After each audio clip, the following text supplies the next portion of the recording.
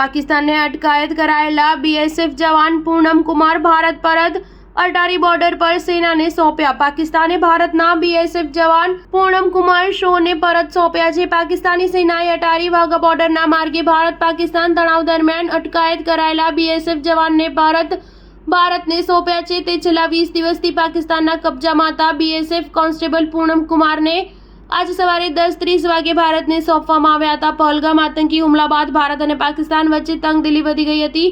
તે સમયે 23 એપ્રિલના રોજ બીએસએફ કોન્સ્ટેબલ પૂનમ કુમાર ભૂલથી આંતરરાષ્ટ્રીય સરહદ ક્રોસ કરી પાકિસ્તાન પહોંચી ગયા હતા, જ્યાં પાકિસ્તાની સેનાએ અટકાયત કરી હતી।